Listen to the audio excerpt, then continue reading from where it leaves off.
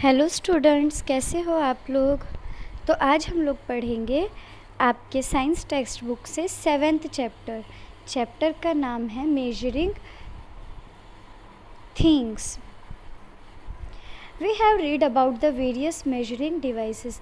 हमने बहुत सारे मेजरिंग डिवाइसेस के बारे में सुने होंगे। मेजरिंग क्या होता है? मेजरमेंट मतलब होता है किसी चीज़ का नाप लेना, यानी वो कितना लंबा, कितना वज़न या फिर कितना हल्का या कितना छोटा है, तो वो चीज़ हमें बताने के लिए या किसी चीज़ का एग्जैक्ट साइज़ बताने के लिए, हमें नापने के लिए जिस चीज़ की ज़रूरत पड़ती है उसे हम मेजरिंग डिवाइस बोलते हैं। तो बहुत सारे मेजरिंग डिवाइस के बारे में आप लोग पढ़े या सुने होंगे।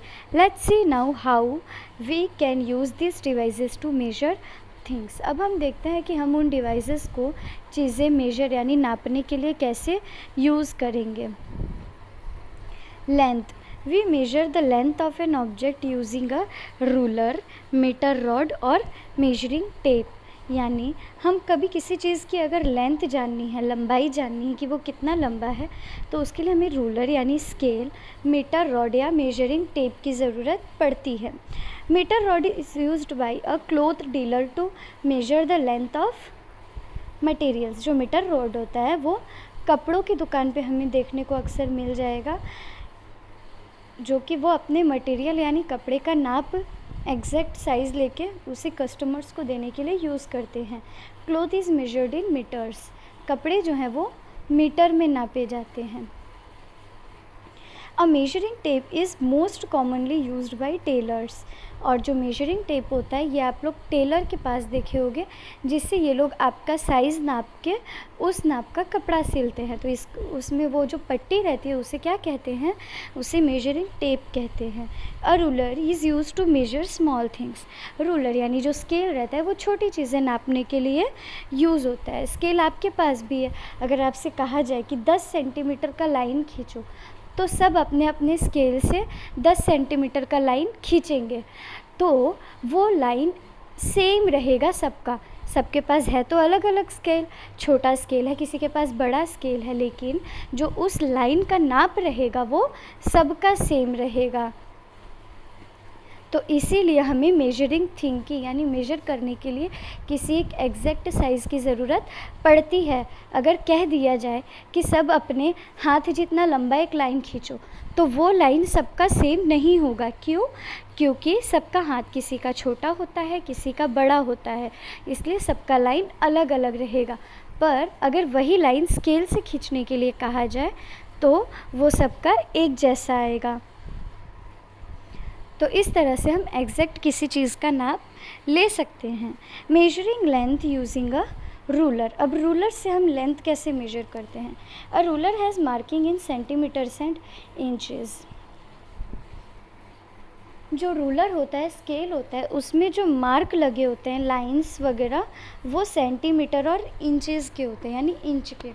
While using it we need to take care of certain things. जब हम इसे यूज़ करते हैं तो हमें काफ़ी चीज़ें ध्यान में रखनी चाहिए। Let's see how we can measure the length of a given line. अब देखते हैं कि हम कैसे लेंथ किसी लाइन का मेजर कर सकते हैं correctly using the centimetre markings in a ruler. Centimetre marking से उसे एकदम सही तरीके से यूज़ करके। पहले तो रूलर किसे कहते हैं उसका फ़ोटो दिखाया गया है। अब पहला पॉइंट है कीप द रूलर स्ट्रेट, यानी सबसे पहले तो अपने स्केल को स्ट्रेट रखो। फिर place the ruler in such a way that the first marking on the ruler touches the starting point of the line. अब उसे सीधा रखो और उसके बाद ऐसी जगह रखो कि हमें जिस चीज़ को नापना है तो वो रूलर में जो सबसे पहला 1 के भी पहला जो 0 के पास लाइन बना है 0 पे, वो लाइन उस चीज़ से एग्जैक्ट टच होना चाहिए। Seat straight and focus from the top and note from the slides. अब सीधे बैठ जाओ और ऊपर से नोटिस करना स्टार्ट करो कि वो कितने नीचे जा रहा है। Avoid using a ruler with broken ends, यानी वो रूलर कम यूज़ करो जिसका एंडिंग में टूटा हो जो। The length of the line would be the reading on the ruler that touches the end point of the line. अब जो लास्ट लाइन टच करेगा जहाँ पे जाके उस चीज़ को, फॉर एग्ज़ाम्पल अगर आपके पास आधी यूज़ पेंसिल है तो उस पेंसिल को ऊपर से आप रूलर का जो ज़ीरो वाला लाइन है वहाँ पे रख के और उस पेंसिल को सीधा यानी स्केल से सीधा रख सकते हो।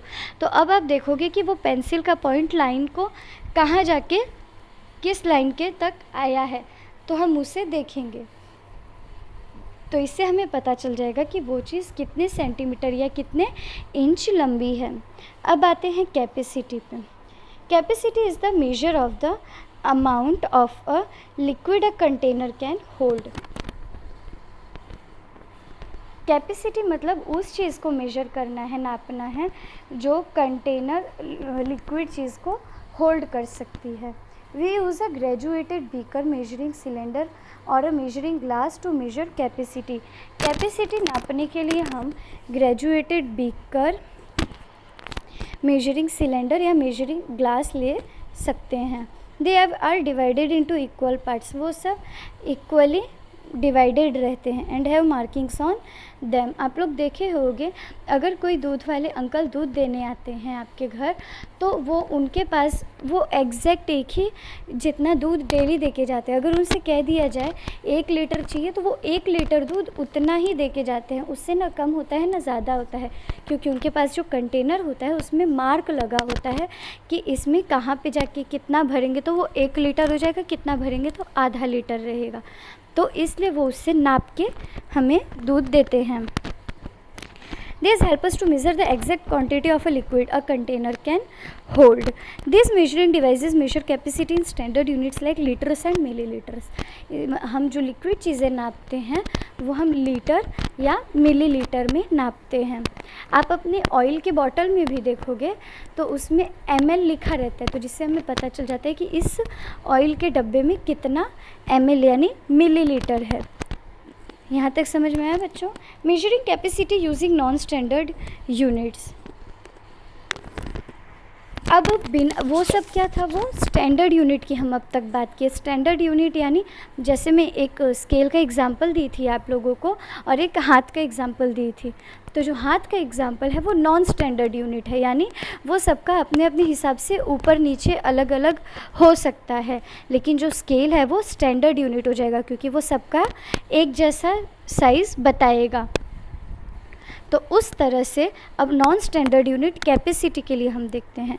We often hear people say one normal have 8 to 10 glasses of water every day और I have put 4 bowls of water in the rice. तो इसका मतलब हम सुने होंगे कि एक इंसान को एक दिन में 8 से 10 ग्लास पानी पी लेना चाहिए, और नहीं तो फिर कोई बात करता है तो वो कहता है कि पानी में राइस में मैंने 4 बाउल यानी 4 कटोरी पानी डाला है। तो ये एग्जैक्ट साइज़ नहीं होता है, किसी के घर का ग्लास कोई छोटा भी ले सकता है, कोई एकदम बड़ा वाला ग्लास भी ले सकता है। राइस के लिए जो 4 बाउल्स वाटर डाले हैं तो वो कोई छोटा बाउल भी यूज़ कर सकता है, कोई बड़ा बाउल भी यूज़ कर सकता है। तो ये एक स्टैंडर्ड यूनिट नहीं है। यूटेंसिल्स लाइक बर्तन जैसे कि spoons, cups, bowls, glasses etcetera are normally used at homes for measuring capacity. ये जो बर्तन होते हैं ये सब नॉर्मली घर पे यूज़ किए जाते हैं मेजरिंग कैपेसिटी के लिए, और ये जो मेजर करते हैं उसे हम कहते हैं नॉन स्टैंडर्ड यूनिट्स। ठीक है, यहाँ तक समझ में आया बच्चों? अब हम देखते हैं मास। मास यानी किसी चीज़ का वज़न। Mass of an object is the amount of matter in the body. In simple words, mass of an object tells us how heavy or light that object is. मास यानी कि उस चीज़ में कितना मैटर है वो बताता है। इजी वर्ड में बोले तो वो किसी चीज़ का वज़न या कितना, कोई चीज़ कितनी वज़न या कितनी हल्की है वो बताता है। We measure mass using a weighing scale, beam balance और an electronic balance. We use these devices to weigh things in standard units like grams and kilograms. मास हम कैसे नापते हैं, तो इसे मेजर करने के लिए हम वेइंग स्केल, बीम बैलेंस या इलेक्ट्रॉनिक बैलेंस, यानी अगर आप दुकान जाते होगे तो वहाँ पे आप देखते होगे, या सब्जी मार्केट जाते होगे तो वहाँ पे एक तरह की चीज़ देखते होगे जिससे कि हमें पता चलता है कि हम अगर आधा किलो ले रहे हैं तो वो किस तरह से किसी चीज़ को नापते हैं। वो चीज़ अगर आप ध्यान से देखोगे तो आपको पता चलेगा। तो उस डिवाइस को वो यूज़ करते हैं मास जानने के लिए, यानी उस चीज़ का वज़न जानने के लिए। तो इन सारी चीज़ों से हमें स्टैंडर्ड यूनिट पता चलता है। और ये किस चीज़ का मास हम कैसे कैलकुलेट करते हैं, मास जो कैलकुलेट करते हैं उसे हम क्या कहते हैं, ग्राम या किलोग्राम। यानी 1 केजी, 2 केजी, या ग्राम में भी कोई चीज़ लेते हैं 500 ग्राम, 250 ग्राम, तो उस चीज़ से हम मास बताते हैं, स्टैंडर्ड यूनिट। अब आते हैं टेम्परेचर पे। The term temperature refers to the degree of hotness और कोल्डनेस ऑफ अ बॉडी। जो टेम्परेचर होता है वो कितना गर्म या कितना ठंडा है कोई चीज़, वो बताता है। टेम्परेचर यानी तापमान। We use a thermometer to measure temperature. हम टेम्परेचर के लिए, अगर आप बुखार है डॉक्टर के पास जा रहे हो तो डॉक्टर आपको थर्मामीटर मुंह में डाल देंगे, तो इससे वो हमारे बॉडी का टेम्परेचर एक थर्मामीटर से बताते हैं। थर्मामीटर हमें टेम्परेचर बताने में हेल्प करता है। The commonly used units of temperature are. अब टेम्परेचर यूज़ करने के बाद जो यूनिट होते हैं, यानी किस तरह से टेम्परेचर नाप के उसे कहा जाता है, तो वो डिग्री होता है, डिग्री सेल्सियस होता है या डिग्री फ़ारेनहाइट होता है। The normal body temperature of human being is 37 degree Celsius और 98.4 डिग्री फ़ारेनहाइट। यानी एक इंसान का नॉर्मल टेम्परेचर 37 डिग्री सेल्सियस होता है, और अगर उसी को फ़ारेनहाइट में कहा जाए तो 98.4 डिग्री फ़ारेनहाइट होता है। जिसका मतलब है कि इससे अगर ज़्यादा है हम इंसान के शरीर में गर्मी तो उसे फीवर है, या इससे कम है तो वो ठंडा है, तो वो भी अच्छी बात नहीं है। मतलब इंसान का टेम्परेचर भी नॉर्मल होना चाहिए। Each day has its own maximum and minimum temperature. हर दिन अलग अलग टेम्परेचर होता है, कभी दिन ठंडा होता है, कभी दिन गर्म होता है। It is recorded by a special department set up by the government known as the Meteorological Department. You must have often seen their data on the television or in the newspaper. तो जो एक दिन का temperature, मतलब आज मौसम ठंडा है कि आज मौसम गर्म है, तो ये चीज़ जो हमें बताते हैं उसके रिकॉर्ड करने के लिए उसको एक स्पेशल डिपार्टमेंट, यानी अलग एक स्पेशल ग्रुप होता है जो कि गवर्नमेंट ने सेट किया होता है, यानी गवर्नमेंट ने उस ग्रुप को हायर किया होता है, रखा होता है। और उस ग्रुप को क्या कहते हैं, मीटियोरोलॉजिकल डिपार्टमेंट, जो कि हमें टेम्परेचर बताते हैं एक दिन का। और हम अगर आज टेम्परेचर क्या है, कितना है, तो ये चीज़ हम टीवी में, न्यूज़पेपर में, या फिर आजकल तो मोबाइल में भी देख सकते हैं।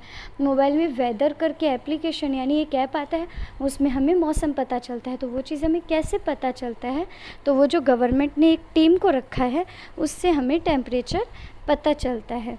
तो यहाँ तक समझ में आया बच्चों। तो आज हम क्या क्या मेजर करने के बारे में जाने हैं।